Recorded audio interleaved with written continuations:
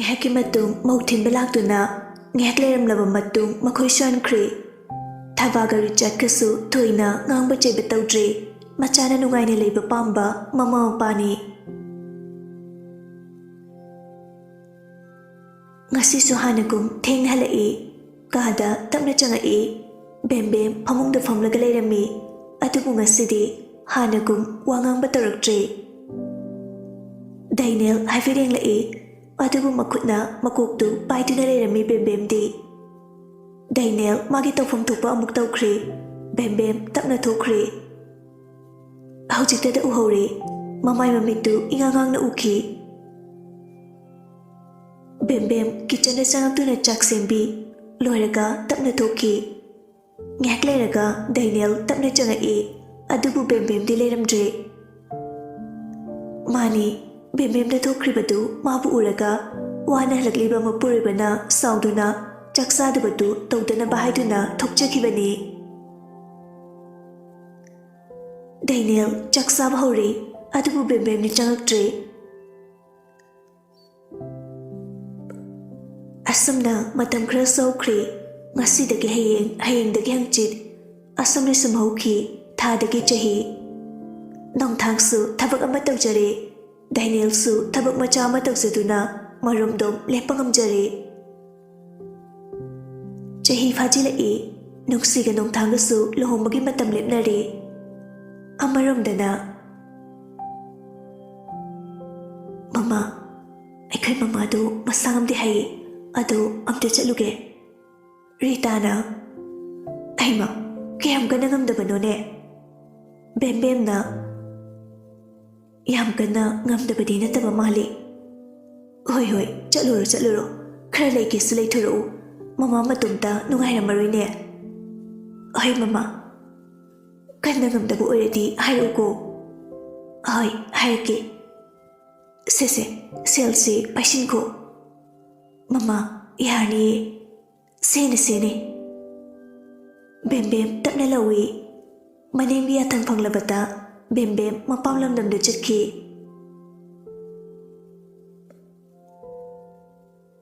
ngasi ngarangsi dainel ngana halabani ngasi so dumak halai hui hangdom pawa leiminardi nuksinai haribani manakta asuk ningthibi saktamna leplarabada karamba nupa oibana thamoi fadaba ngamloi atusu magi loinabi amagi mingda thamoida magi saruk tamkhrabani adubu masa khangda asukui basilerakpani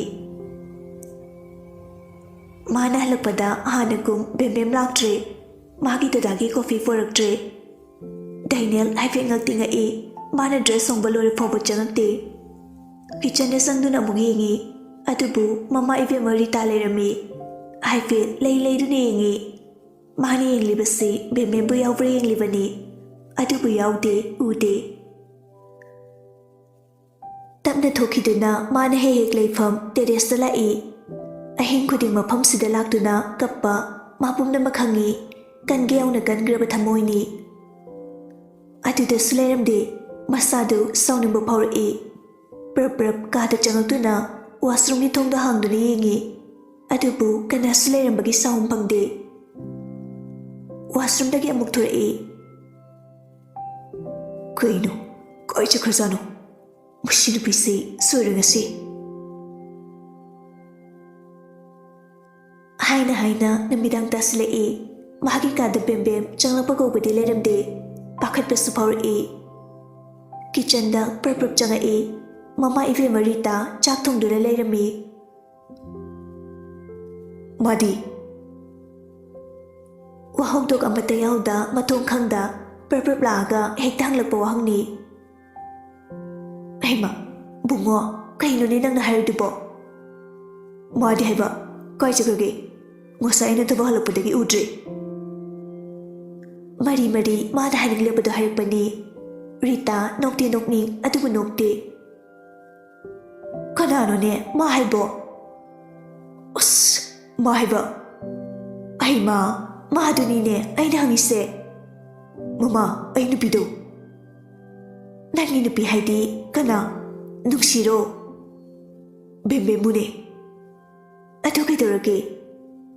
ꯀꯥꯏ ꯆꯠꯈ꯭ꯔꯒꯦ ꯃꯥ? ꯃꯌꯨꯝꯗ ꯆꯠꯈ꯭ꯔꯦ꯫ ꯏꯔꯥꯏ ꯂꯥꯏꯅ ꯍꯦꯛꯇ ꯈꯨꯝꯂꯛꯏ ꯗꯥꯏꯅꯦꯜ ꯉꯛꯅ꯫ ꯀꯩꯗꯧꯕ? ꯅꯪꯅ ꯍꯜꯂꯛꯄꯗ ꯌꯨꯝꯁꯤꯗ ꯂꯩꯔꯝꯒꯅꯨ ꯍꯥꯏꯔꯝꯗꯥꯏ꯫ ꯗꯥꯏꯅꯦꯜ ꯅꯨꯡꯉꯥꯏꯇꯕꯅ ꯈꯝ ꯊꯦꯡꯂꯦ꯫ ꯑꯩꯗꯤ ꯍꯥꯟꯅꯒꯨꯝ ꯆꯠꯂꯣꯏ ꯈꯟꯅ ꯍꯥꯏꯈꯤꯕꯅꯦ꯫ ꯕꯨꯡꯉꯣ, ꯅꯪ ꯅꯨꯡꯉꯥꯏꯔꯕ ꯅꯠꯇ꯭ꯔꯣ? ꯉꯁꯤꯗꯤ ꯅꯪꯒꯤ ꯅꯤꯡꯕ ꯊꯨꯡꯂꯦ꯫ ꯑꯃ ꯄꯨꯒꯤꯁꯨ ꯄꯨꯁꯜꯂꯛꯑꯣ, ꯃꯃꯥ ꯌꯥꯔꯦ꯫ ꯗꯥꯏꯅꯦꯜ ꯇꯞꯅ ꯊꯣꯛꯈꯤ꯫ ꯔꯤꯇꯥ ꯅꯣꯛꯃꯤ ꯂꯩꯍꯧꯏ꯫ ꯗꯥꯏꯅꯦꯜ ꯀꯥꯗ ꯆꯪꯉꯛꯇꯨꯅ ꯐꯃꯨꯡꯗ ꯇꯞꯅ ꯐꯝꯊꯩ꯫ ꯊꯃꯣꯏꯗ ꯉꯁꯤꯗꯤ ꯀꯔꯤꯅꯣ ꯈꯪꯗꯕ ꯏꯊꯤꯜ ꯑꯃ ꯐꯥꯎꯔꯛꯏ꯫ ꯃꯉꯣꯟꯗ ꯀꯤꯔꯨꯞ ꯌꯦꯡꯗꯨꯅ ꯆꯥꯛ ꯆꯥꯔꯁꯦ ꯍꯥꯏꯕ ꯂꯥꯛꯄ, ꯀꯣꯐꯤ ꯄꯤꯕ ꯂꯥꯛꯄꯗ ꯊꯣꯡꯖꯤꯟꯅ ꯂꯦꯞꯂꯒ ꯂꯩꯕ,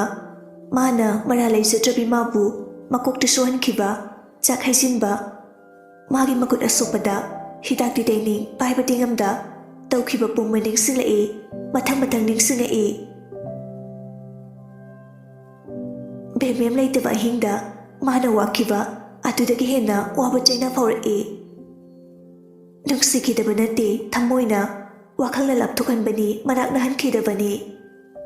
ꯃꯥꯒꯤ ꯃꯔꯝꯒꯤ ꯀꯞꯄ ꯃꯥ ꯌꯦꯡꯕ ꯉꯝꯈꯤꯗꯕꯅꯤ, ꯑꯗꯨꯅ ꯌꯦꯡꯅꯤꯡꯗꯦ ꯍꯥꯏꯗꯨꯅ ꯆꯩꯈꯤꯕꯅꯤ꯫ ꯑꯗꯨꯕꯨ ꯈꯪꯈꯤꯗꯦ ꯃꯥꯒꯤ ꯊꯃꯣꯏꯒꯤ ꯃꯄꯨꯅ꯫ ꯗꯗꯥ ꯂꯥꯜꯂꯦ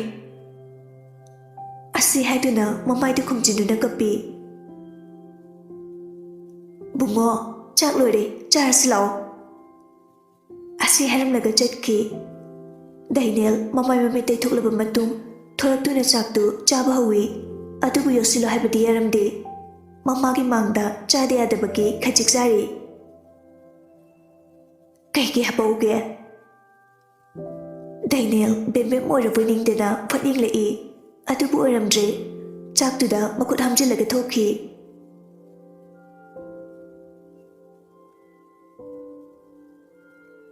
ꯁꯣꯝꯗꯁꯨ ꯑꯅꯤꯗꯨ ꯐꯣꯟꯗ ꯋꯥꯔꯤ ꯇꯧꯔꯤ꯫ ꯕꯦꯝ, ꯍꯌꯦꯡꯗꯤ ꯑꯩꯅ ꯅꯪ ꯂꯧꯕ ꯂꯥꯛꯑꯅꯤꯀꯣ? ꯍꯣꯏ ꯗꯗꯥ꯫ ꯑꯁ, ꯈꯜꯂꯨꯕꯗ ꯋꯥꯈꯜꯁꯦ ꯑꯗꯨꯛꯀꯤ ꯃꯇꯤꯛ ꯅꯨꯡꯉꯥꯏ꯫ ꯗꯗꯥ, ꯊꯦꯡꯉꯦ, ꯇꯨꯝꯅꯕ ꯇꯧꯔꯁꯤ꯫ ꯇꯨꯝꯕ ꯌꯥꯗꯧ ꯃꯥꯟꯗ꯭ꯔꯦ꯫ ꯗꯗꯥ, ꯁꯦꯕ, ꯇꯨꯝꯃꯣꯕ꯫ ꯍꯌꯦꯡ ꯀꯨꯏꯅ ꯐꯝꯗꯣꯏꯅꯤ, ꯉꯝꯂꯣꯏ ꯍꯥꯏꯕ ꯑꯃꯨꯛ꯫ ꯍꯣꯏ, ꯅꯪꯁꯨ ꯄꯣꯊꯥꯖꯔꯣꯀꯣ꯫ Good night. ꯒꯨꯗ ꯅꯥꯏꯠ ꯗꯗꯥ꯫ ꯅꯨꯄꯥ ꯅꯨꯄꯤ ꯑꯅꯤꯗꯨ ꯅꯨꯡꯉꯥꯏꯕ ꯑꯁꯥꯒ ꯂꯣꯏꯅꯅ ꯄꯣꯊꯥꯅꯈ꯭ꯔꯦ꯫ ꯃꯊꯪꯒꯤ ꯅꯨꯃꯤꯠꯅꯤ꯫ ꯑꯌꯨꯛ ꯉꯟꯅ ꯍꯧꯗꯨꯅ ꯄꯥꯝꯃꯨꯕ ꯃꯥꯒꯤ ꯉꯛꯁꯝꯗ ꯍꯨꯛꯆꯒꯦ ꯈꯟꯗꯨꯅ ꯅꯤꯡꯊꯤꯅ ꯂꯦꯡꯂꯤ ꯀꯨꯟꯗꯣ ꯂꯩꯔꯥꯡ ꯃꯍꯥꯛꯇꯨ꯫ ꯆꯦꯡꯇꯛ ꯇꯧꯕꯤ ꯈ꯭ꯋꯥꯡꯗ ꯊꯝꯕꯥꯜ ꯂꯩꯈꯣꯛ, ꯄꯤꯛꯇꯛ ꯇꯧꯕꯤ ꯁꯕꯥꯜꯗ ꯏꯟꯅꯐꯤ ꯀꯥ ꯊꯣꯡꯕ ꯃꯆꯨ, ꯅꯣꯛꯃꯤꯕ ꯃꯥꯏꯊꯣꯡꯅ ꯃꯒꯨꯜ ꯍꯥꯞꯂꯔꯦ꯫ ꯃꯥꯒꯤ ꯌꯦꯠ ꯑꯣꯏꯗ ꯊꯣꯏ ꯆꯟꯕꯤ ꯐꯝꯗꯨꯅ ꯅꯤꯡꯊꯤꯅ ꯂꯦꯡꯂꯤ꯫ ꯂꯣꯏꯔꯗꯨꯅ ꯆꯪꯉꯛꯇꯨꯅ ꯆꯥꯛ ꯆꯥꯃꯤꯟꯅꯩ ꯃꯌꯥꯝꯗꯨ꯫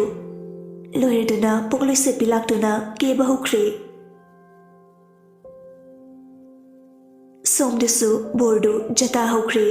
ꯂꯩꯀꯥꯏ ꯅꯛꯅꯕ ꯑꯣꯏꯕꯅ ꯀꯨꯏꯅ ꯆꯪꯗ꯭ꯔꯦ꯫ ꯕꯣꯔ ꯂꯥꯛꯇꯨꯅ ꯐꯝꯐꯝ ꯂꯥꯡꯗ ꯐꯝꯈ꯭ꯔꯦ꯫ ꯕꯣꯔ ꯑꯣꯏꯔꯤꯕ ꯃꯤꯁꯛꯇꯨ ꯑꯗꯨꯛꯀꯤ ꯃꯇꯤꯛ ꯂꯦꯝꯃꯤ꯫ ꯍꯥꯟꯅꯗꯒꯤ ꯉꯁꯤꯅ ꯍꯦꯟꯅ ꯆꯤꯡꯂꯦꯝꯈ꯭ꯔꯦ꯫ ꯕꯣꯔꯒꯤ ꯐꯤꯖꯣꯜ ꯁꯦꯠꯇꯨꯅ ꯃꯥꯝꯇꯣꯞ ꯃꯌꯥꯏꯗ ꯐꯝꯕꯗꯤ ꯑꯌꯦꯡꯕꯁꯤꯡꯒꯤ ꯃꯤꯠ ꯊꯜꯂꯤ꯫ ꯉꯥꯏꯍꯥꯛꯀꯤ ꯃꯇꯨꯡ ꯀꯩꯅꯥ ꯊꯣꯛꯂꯛꯏ꯫ ꯀꯩꯅꯥ ꯑꯣꯏꯔꯤꯕ ꯃꯍꯥꯛꯁꯨ ꯑꯗꯨꯛꯀꯤ ꯃꯇꯤꯛ ꯅꯤꯡꯊꯤꯖꯩ꯫ ꯕꯣꯔꯅ ꯇꯥꯗꯦ, ꯀꯩꯅꯥꯅ ꯍꯦꯟꯗꯦ꯫ ꯑꯁꯨꯝꯅ ꯂꯩ ꯀꯣꯏꯕ ꯍꯧꯔꯦ꯫ ꯃꯈꯨꯠꯃꯛꯅ ꯂꯦꯡꯈꯤꯕ ꯀꯨꯟꯗꯣ ꯄꯔꯦꯡ ꯄꯥꯝꯃꯨꯕ ꯃꯥꯒꯤ ꯉꯛꯁꯝꯗ ꯍꯨꯛꯆꯒꯦ ꯈꯟꯗ ꯍꯨꯛꯈ꯭ꯔꯦ꯫ ꯀꯨꯟꯗꯣ ꯂꯩꯔꯥꯡ ꯃꯥꯅ ꯁꯥꯈꯤ ꯑꯣꯏꯗꯨꯅ ꯕꯣꯔ ꯀꯩꯅꯥ ꯑꯣꯏꯔꯤꯕ ꯑꯅꯤꯕꯨ ꯃꯤꯌꯥꯝ ꯃꯥꯡꯗ ꯄꯨꯟꯁꯤ ꯂꯩꯄꯨꯟ ꯁꯦꯝꯈ꯭ꯔꯦ꯫ ꯂꯨꯍꯣꯡꯕ ꯂꯣꯏꯔꯒ ꯆꯥꯛ ꯏꯁꯤꯡ ꯆꯥꯅꯔꯦ꯫ ꯃꯄꯨꯔꯣꯏꯕ ꯑꯣꯏꯒꯗꯧꯔꯤꯕ ꯃꯥꯒꯤ ꯆꯥꯛ ꯑꯔꯦꯝꯕꯗꯨ ꯆꯥꯔꯤ ꯅꯨꯡꯁꯤ꯫ ꯉꯁꯤꯗꯒꯤ ꯊꯋꯥꯏ ꯍꯛꯆꯥꯡ ꯑꯅꯦꯝꯕꯗ ꯑꯣꯏꯅ꯫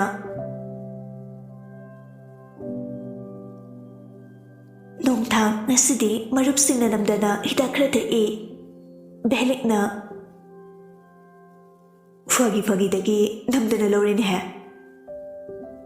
ꯚꯥꯏ, ꯊꯦꯡꯛ ꯌꯨ꯫ ꯂꯟꯆꯦꯟꯕ ꯅꯣꯛꯃꯤ꯫ ꯀꯩꯒꯤ thank YONO?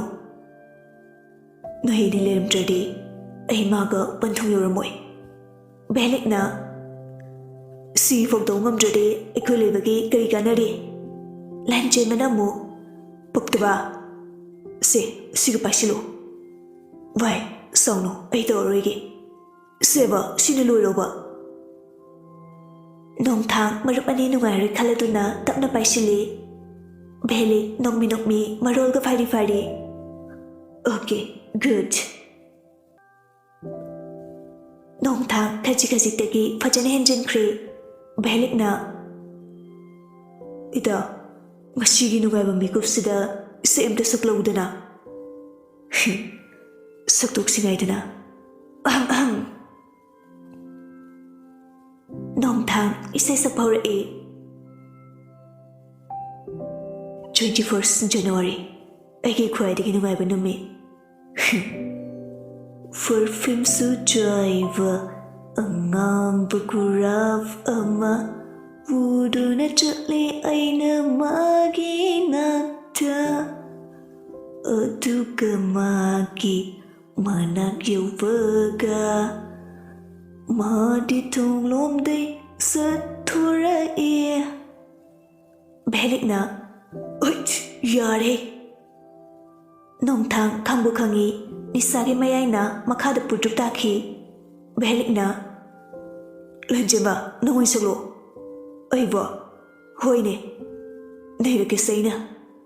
Asi Haragamu Sapor E Yo Jemali the go Aiki Nungshiva Hodu Vinava Later Vanani Hai Sira Tumshit Varikan Vanani Hai Sira Chaplep Kri Belikna Nuimta Tabiadi Aisalkise Teng Lava Hing Sida Chik Lava Mufum Sida Ngairi Aina Nung Sibi Tawai Gi Tawayo Kutukravani Tawai Se Nangi Dama Phone giring duna sakli bisay dutu gairare phone do fat paikatli Kaino Chanbina Dada halaktribo Halaktri kailirage Dada Thaini hallo Nathokairage Hanilaga Hani Hanindraga Tokni As Dada Wati Tongno Hallo Haiba Belik Sauna Jamdaring Dego Thomo Asi Haraga Patka E Lanchin Bana Oi Soyam ni bai Anabator se Ngumaroi Bai Nupida Tinagang Bravo Haying Nang Fajarani Nongthang na Oi Bema Tumta Ngaramadi Kawe di Lanchin Bana Bai Halasilo Lanchin Bana Belifu Puduna Chakri Nongthang Makong Fok Thang Magamda Hari Laktuna Thongdo Hangduna Janga E Nungsi Pamthaduna Lerami Nongthang Nongmi Changduna Nupi Aduki Mokhangda Jena Goli Nungsi na Dada Nongthang Su Hari Oh Dada Nang yu thakbra Ku ai di no da Kanglabani na yu thakba yu nam chenba Kolakano thado Thado inay di As Dada Nongthang Ngamboy Ngamdaboy Nungsibu Pamlaga Thangatli As Dada Thadani haibani Se Thado haiba Chuloi Oisu Nupani kaino Nupi nang ama thangbadi Krishna te Haina pamungda Anida tushili Ngapangam hodraduna Iba Nongthang Nongmi Sorry Dada lale Hogalo As Dada Se Hogalo haiba Nongthang Tam Hogatli Nongsi Machin ga tumthok laga lay